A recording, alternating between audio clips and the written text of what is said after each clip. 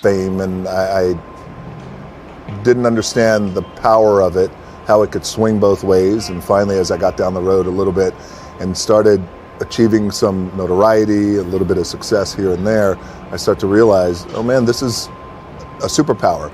The fame is a superpower when used correctly, I believe, when you could use it to influence people and also use it to influence other people in terms of, again, being direct and being honest.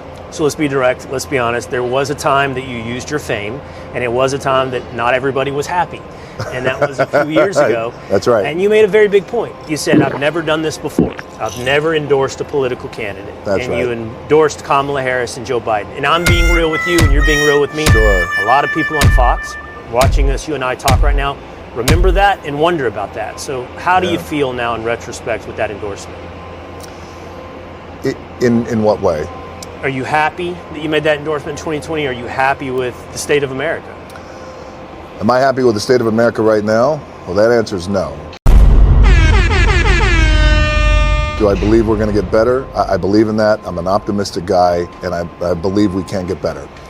The endorsement that I made years ago with Biden was one I thought was the best decision for me at that time. And I thought back then, when we talk about, hey, I'm in this position where I have some influence, and it's my job then. I felt like that then. It's my job now to exercise my influence and share with this is who I'm going to endorse.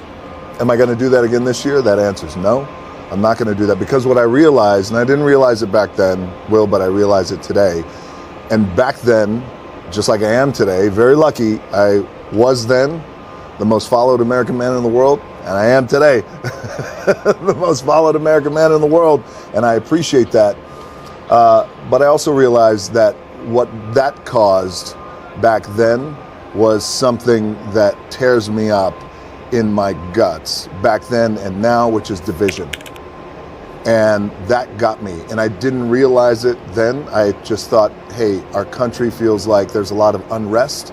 It feels like I would like things to calm down. Maybe we need a change. This is what I'm going to do, and this is who I'm going to endorse.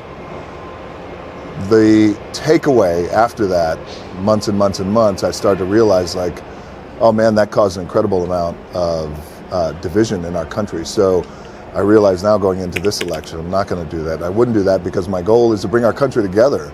I believe in that in my DNA. So in the spirit of that, there's going to be no endorsement. Not that I'm afraid of it at all, but it's just I realize that this level of influence, I'm going to keep my politics to myself. And I think it's between me and the ballot box. But I will tell you this. While, like a lot of us out there, not trusting of all politicians, I do trust the American people, and I trust that whoever they vote for, that's going to be my president, and that's who I'm going to support 100%.